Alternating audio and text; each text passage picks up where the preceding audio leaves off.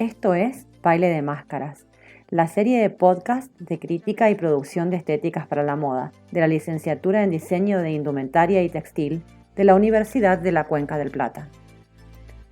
Soy Ludmila Strisek y tengo el honor de presentar nuestro primer programa, El Ojo Panóptico. Sean bienvenidos.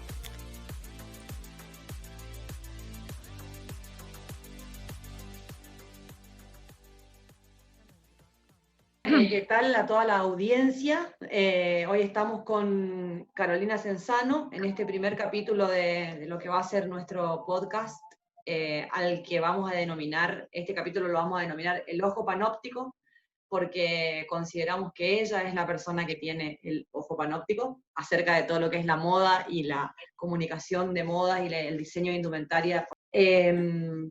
Y bueno, sin más, las dejo que se presente sola porque yo la verdad que seguramente no le voy a hacer justicia a toda su trayectoria y su currículum, y ella es Carolina Senzano.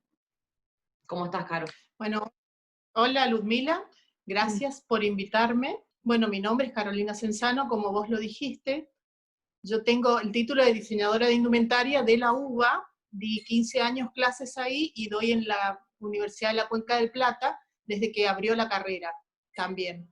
Entonces hace más de 24 años en realidad que estoy en la tarea de la docencia universitaria, que me ha dado mucho aprendizaje. Creo que de eso es lo que más saco.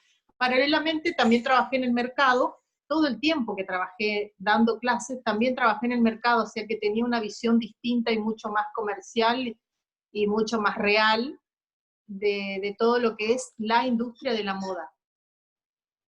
Y antes, cuando el empresario argentino no sabía por qué tenía que contratar un diseñador, ahí es donde uno de repente se convirtió en comunicador, diseñador, molderista, o sea, y uno, esta cuestión de la versatilidad de los primeros que hicimos camino en esta carrera, es lo que me forjó de alguna manera. Bueno, ahora estoy trabajando en el INTI, si yo no sé qué más te decir, estoy trabajando en el INTI en todo lo que es tecnologías de gestión, textiles también, pero en todas las empresas, y más que nada en comunicación, análisis del consumidor y de audiencias y posicionamiento. Listo, ahí ya estamos. O sea que tu día tiene 25 horas. Es más o menos, sí. Justamente por toda esa experiencia y esa visión integral por ahí que tenés de la cuestión, y sobre todo a nivel regional, porque la lectura que se puede hacer a nivel regional siempre es muy parcial, no se encuentra generalmente una visión global de la cuestión. Y sobre todo el tema de la pandemia que nos está afectando a todos y que está como condicionando y reestructurando y socavando un montón de estructuras que creíamos que estaban todavía sólidas, ¿no? Bueno, pero este podcast es un podcast de crítica, entonces por ahí capaz esta idea de la mirada global, digamos, nos viene muy bien porque podemos atravesar toda esta cuestión de la moda y su comunicación desde múltiples puntos de vista. Hay una serie de cuestiones que nosotros nos interesaba como abordar, que son cuestiones que son recurrentes desde yo creo que algunas de ellas llevan siglos de vigencia, como por ejemplo el tema de la belleza, la moda, la indumentaria. ¿Qué opinas acerca de de la visión actual acerca de la belleza? Estas estructuras Bueno, que están un poco en tela de juicio, ¿no? y bueno, lo que pasa más que nada con el tema de la belleza son los cánones con los que se trabajan, ¿no? Y no estamos hablando de solamente estereotipos, sino cuestiones arquetípicas, o sea, mucho más históricas. Desde este lugar empieza la moda a meter la cola, por decirlo de alguna manera. ¿Pero por qué? Porque entendiendo como plafón cero que la indumentaria es un vehículo personal, o sea, de comunicaciones sociales, o sea, yo de manera personal, con cómo me visto, comunico y participo de realidades sociales, conscientes o inconscientes. Nadie puede escapar de esta cuestión.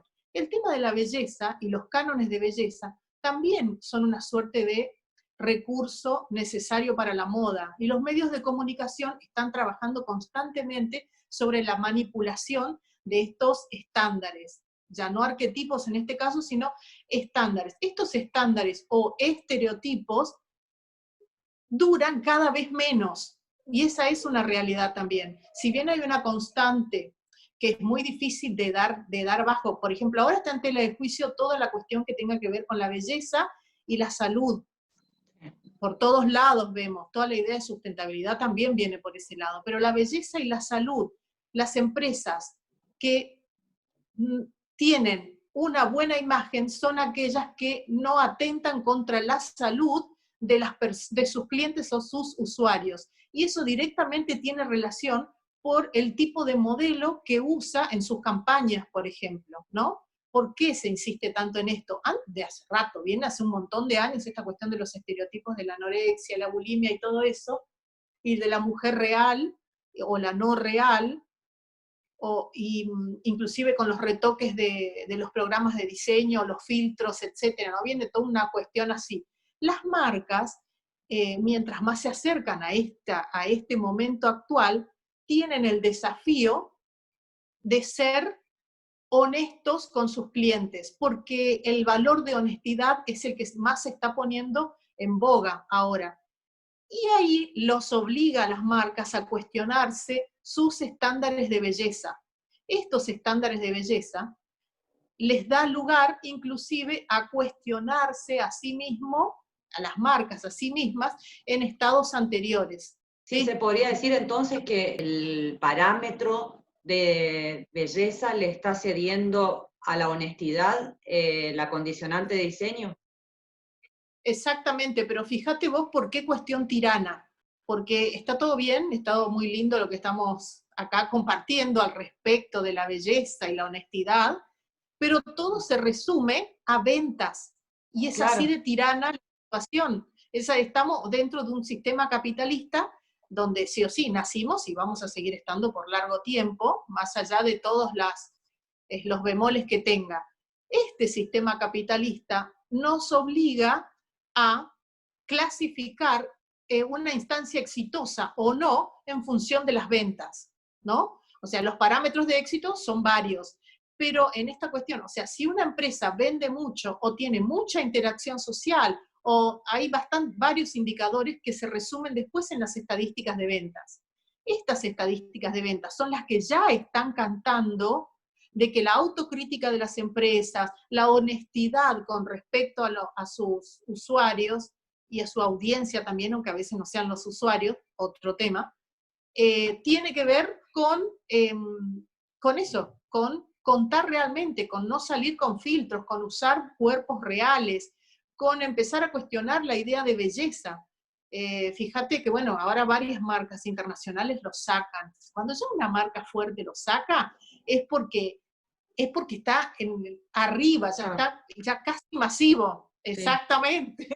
Entonces, hay una instancia económica metiendo la cola siempre, inclusive ahora en estos estándares de belleza, que esa fue la pregunta tuya. Nos fuimos por un montón de temas, pero básicamente tiene que ver con esa cuestión. Entonces uno lo que tiene que tener es el ojo pulido, o sea, el ojo no inocente para poder visualizar este tipo de cosas. O sea, la muerte de la moda el día después, el manifiesto también. O sea, tiene todo que ver con lo mismo, porque en definitiva, ¿desde dónde subyace la moda? Entonces, también el concepto moda, porque no olvidemos que solo se sostiene el negocio de la moda, porque es un negocio de la moda si hay gente que lo compre.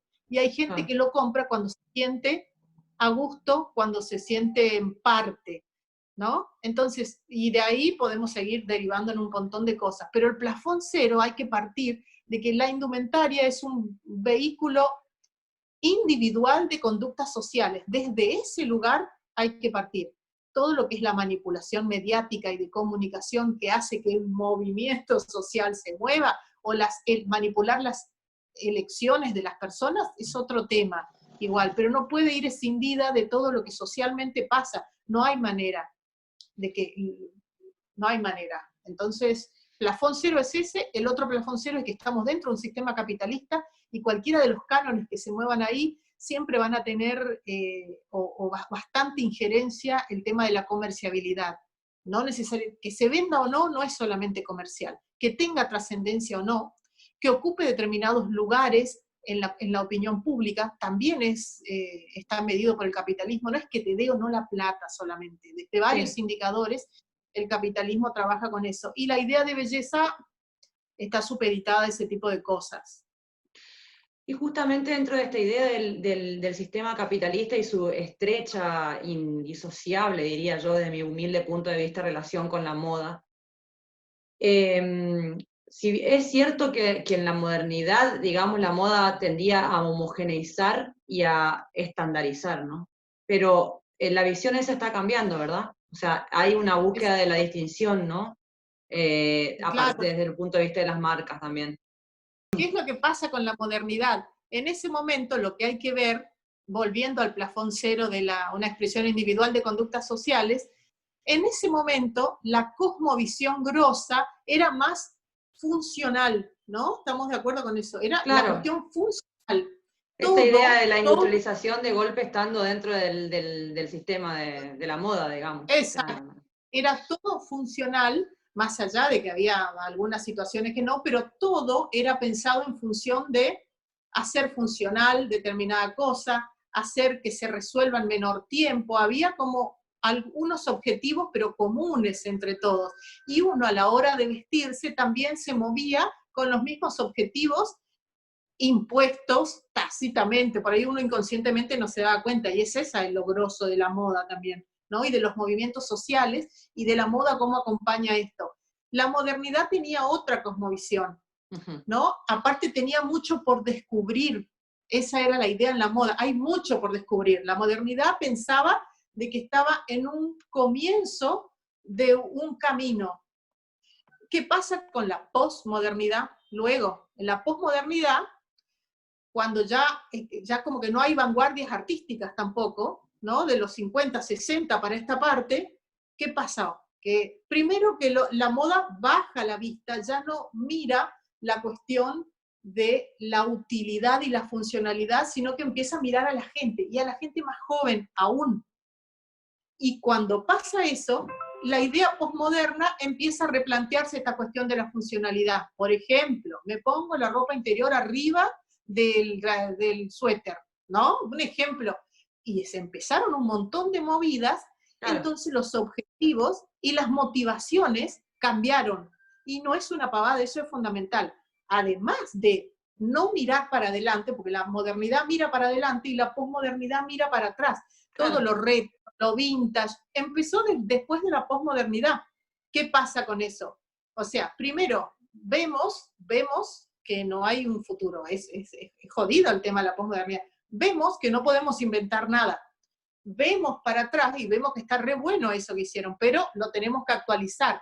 Toda la idea de resemantización empezó a partir de la posmodernidad, y toda esta cuestión de que ¿por qué? Porque es más que nada de los jóvenes, ¿no? Una visión, para ellos era nuevo, mirar para atrás era nuevo, le daban y había permiso, no había estructura, una estructura tan fuerte como la de la modernidad, que era una estructura más industrial. Una narrativa más lineal, digamos. Exactamente. Con esta cuestión de vale todo de la posmodernidad, y que no hace falta que sirva para algo también, se empezó a revalorizar toda esta cuestión de lo vintage, mirar para atrás y resemantizar, cosas espectaculares salieron ahí.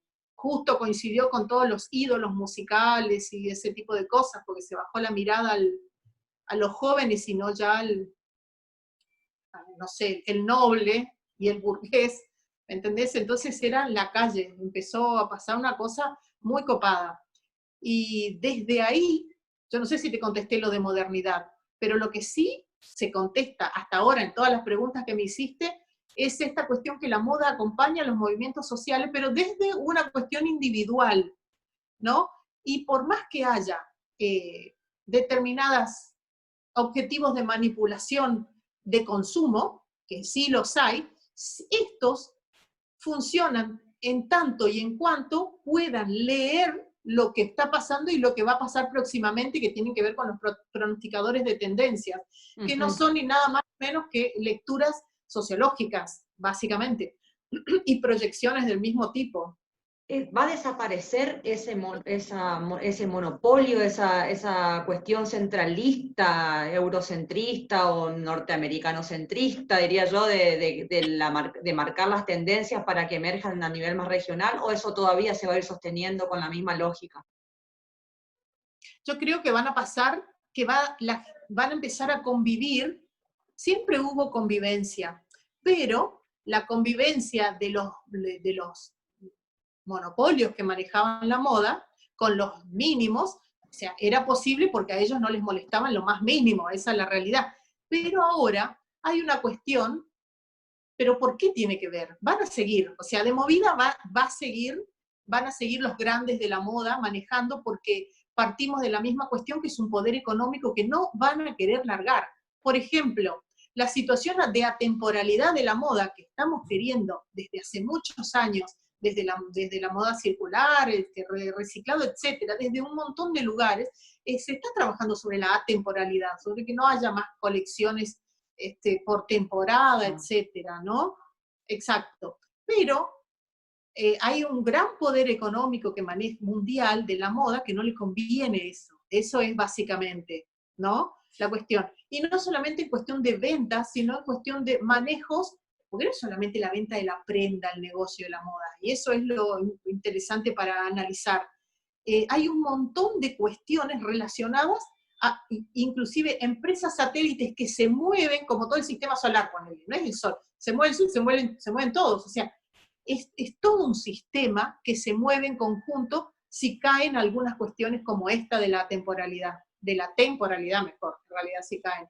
Entonces, ¿qué pasa? Esta cuestión de convivencia, lo que está pasando ahora es que los usuarios están premiando o están eligiendo otro tipo de consumo, el consumo responsable, se abocan a un consumo más regional, a un mercado de cercanías, son mucho más conscientes de eso, ponen el dinero en pagar algo más caro con estas características, y no que tenga un Swarovski o un diamante, por ejemplo, ¿no? O sea, eso ya es viejo, pero ahora se está viendo más realmente, y uno lo ve cotidianamente en su entorno, y en entornos que no son los suyos, pero por ahí que tiene la posibilidad de ver, y también mide estas actitudes de personas que antes no tenían esta conciencia, ¿no?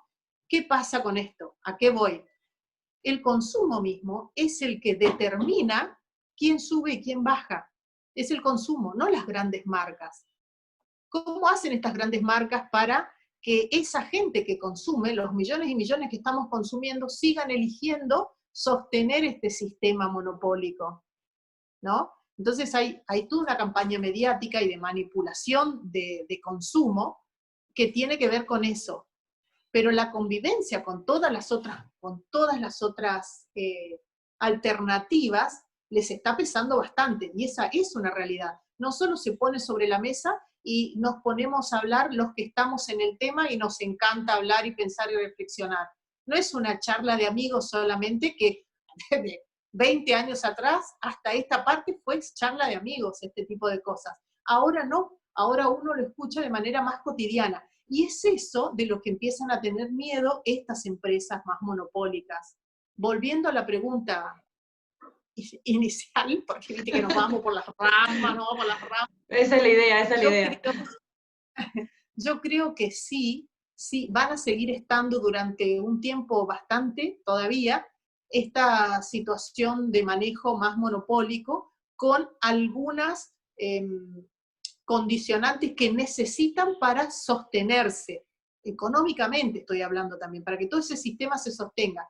Pero la convivencia con todos los chiquitos, que ya no son tan chiquitos, esa sería la conclusión. ¿Y por qué no son tan chiquitos? Porque tienen el poder de haber sido elegidos por el consumidor. Y esa es la lucha por la cual tenemos que ir los chiquitos, en los cuales me incluyo también, ¿entendés? Y apoyo toda esa movida. Con respecto a la comunicación, hay algunas cosas que por ahí me gustaría saber tu opinión. Si bien es cierto que este poder central, digamos, maneja también, marca la tendencia de la temporada, yo también en algún punto comparto esto de que no va a desaparecer tan fácilmente esa lógica de colección y de presentación de la colección, aunque muchas de las grandes marcas también se están bajando de las Fashion Weeks y están haciendo otros tipos de movidas. ¿Qué tan auténtico o qué tan sustentable sería la palabra es la influencia que tienen los consumidores como prosumidores o los influencers chiquitos, no te digo de gente famosa, sino que pibes que empiezan a tener sus blogs, sus cuentas de Instagram, hablando sobre alguna indumentaria, alguna marca, alguna cosa? ¿Eso es algo que está consolidándose o es solamente una situación como pasajera? ¿Realmente socava la estructura potente de la industria o es un pequeño grano de arena en el mar, digamos? Y miremoslo desde la pregunta anterior que estábamos hablando. Sí. ¿Quién tiene el poder entender, o sea, qué es lo que tenemos que entender nosotros como diseñadores, comunicadores y manipuladores del consumo? Porque es así.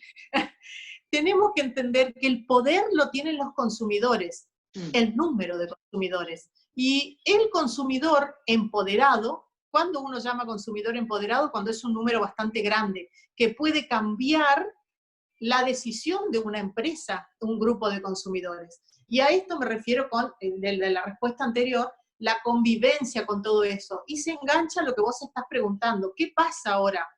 Antes, una revista de moda o algo, una publicación en una revista especializada, tenía mucho peso en cuanto a la influencia que tenía sobre los consumidores. Ahora no. Ahora tiene mucho más influencia meterte, ver en un blog o ver las recomendaciones de los usuarios para que uno elija o no elija un hotel, elija o no elija una campera, elija o no elija una bota, ¿no? O sea, las recomendaciones de usuarios que uno ni siquiera conoce tienen mucho más peso que una nota excelentemente bien producida en una revista. ¿A qué vamos con esto entonces? El influencer antes era una figurita celebrity conocida, ¿no? Sí. Ponele. Ahora el influencer es aquel capaz de movilizar un gran grupo de consumidores en función de influenciar determinado consumo o determinada compra. Esa es la realidad. Desde esa base entendemos que el influencer es fundamental. Ahora se viene la real realidad. Ok, y ahí está la diferencia entre el usuario y la audiencia. Claro. Por ejemplo, si tenemos una influencer, como pasan acá, y es bastante común esto, una influencer femenina, acá tenemos un par y se nota mucho, donde siempre sale, muy linda, donde siempre sale en bikini, donde siempre sale mostrando como mucha onda, y es muy seguida. Si uno se pone, eso, si vos ves la cantidad de seguidores, es terrible. Sería una influencer espectacular. Ahora, si yo estoy vendiendo bikinis, por ejemplo, y digo, esa chica que sale siempre en bikini, que es divina y que tiene, no sé, 10.000 seguidores, me va a servir, 10.000, 1.000.000, lo que sea, me va a servir, la contrato, le pago para eso y no vendo nada. ¿Por qué? Si tiene todas las características de una influencer. Hay una cosa que no está bien medida desde esa empresa que la contrató, que es ver las características de sus seguidores. Tiene una audiencia masculina, porque lo que le gusta es verla así, pero no tiene... Claro. Pero le encanta ver en bikini, pero no compraría una bikini. Entonces, desde el lado nuestro como diseñadores también, que trabajamos como asesores de las empresas, esa es la realidad también, sí. O asesores de nuestras propias empresas, porque hacemos todo nosotros, sino es empezar a ver ese tipo de cosas, entender la diferencia entre una audiencia que busca, que persigue, por qué motivación sigue a esa persona y cuál sería la motivación real de compra. Volviendo a la gran pregunta que hiciste, sí funcionan porque parten de una realidad que es el poder de los consumidores trabajando en función de influenciar a otros. Ya no es la empresa de moda, ya no, es los propios consumidores influenciando a otros y recomendando consumos. Eso es mucho más potente y más sólido que lo otro. Ahora, estos influencers, hay que tener esa medida, hay que tener el ojo bien entrenado para poder analizar cuál es su audiencia y cuál es la motivación de por qué lo tienen, ¿no? Así. Acá, por ejemplo, hay una empresa ahora no es una empresa, es un grupo de chicos que se juntaron y tienen así como detectado uno de los influencers que justo me estaban comentando hace unos días, que les recontra funciona porque el grupo de gente que siguen a ese influencer curte exactamente el mismo estilo, las mismas actividades, los mismos intereses y las mismas posibilidades de compra va a tener también. Entonces, ese es un influencer que sirve. Aunque tenga, no sé, 3.000 seguidores y no 500.000 como la otra chica, pero esos 3.000 van a ser posibles ventas, los otros Claro. no va a ser ninguna venta. Vas a tener un montón de likes, un montón de visualizaciones, pero no se van a convertir a venta ninguna de ellas. Entonces, entender eso es fundamental.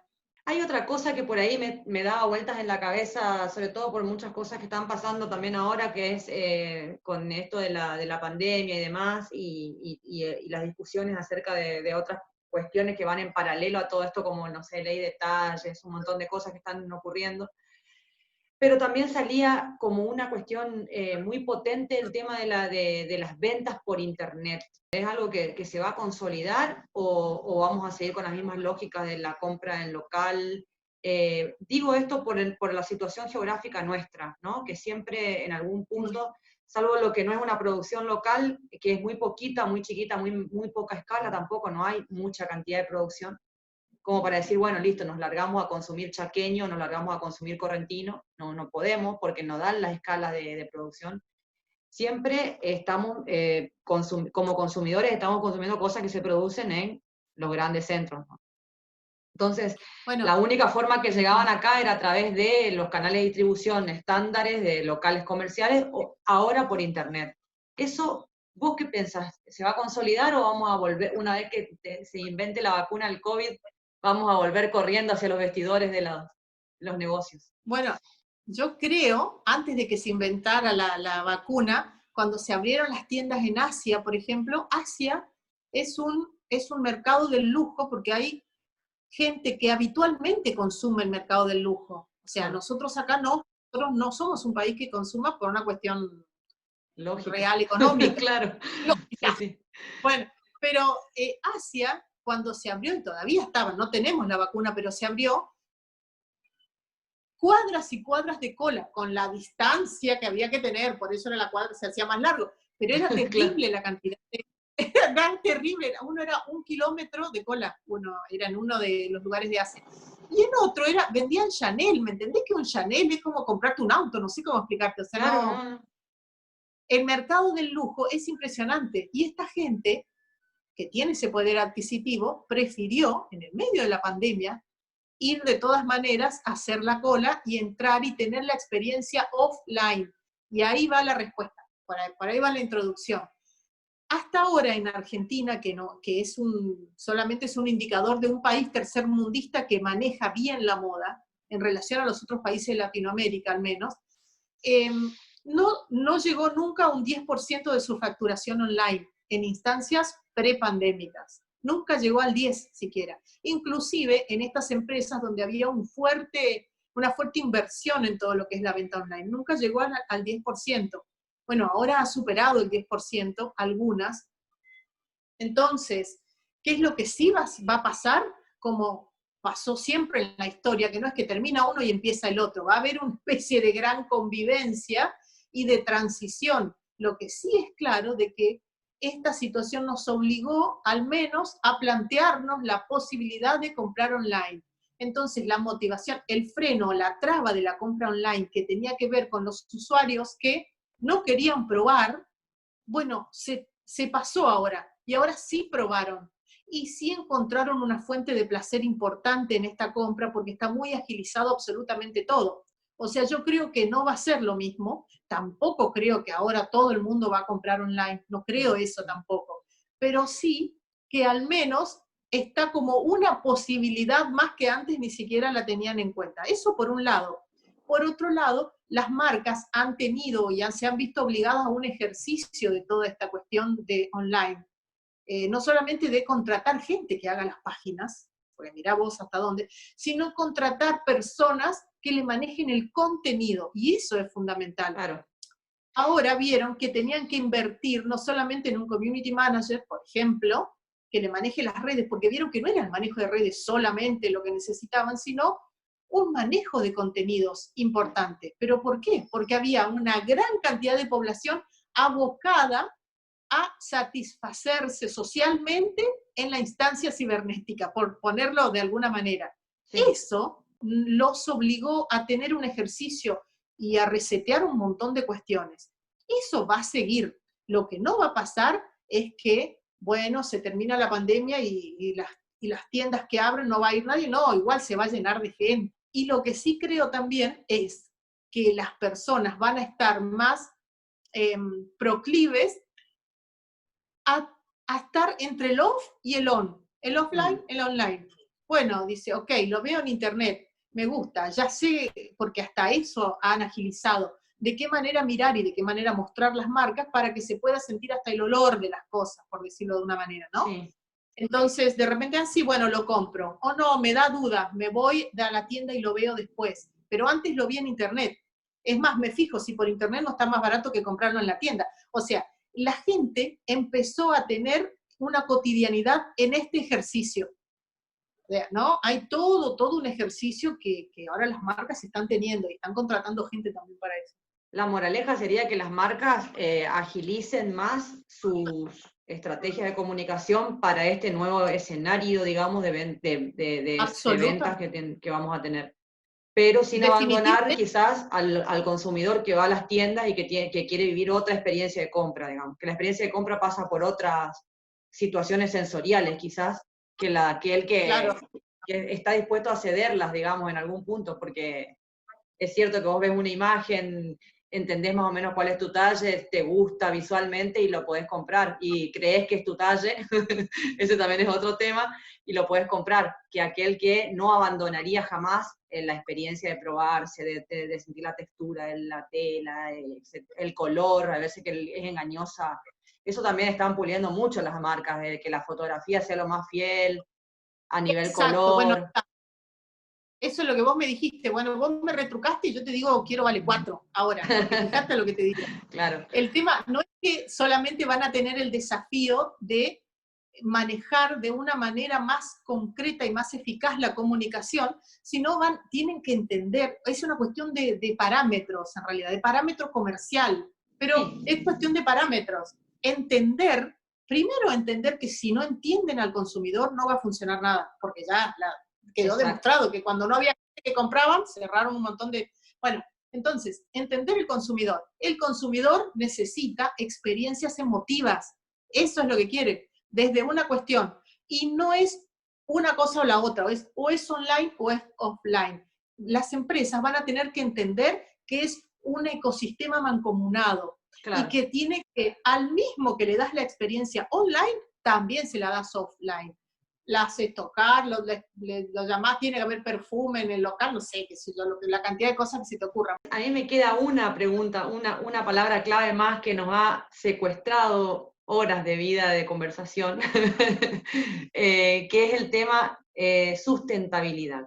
Yo diría, la sustentabilidad, me parece, la pregunta acerca de la sustentabilidad que es pertinente en el aquí y el ahora es...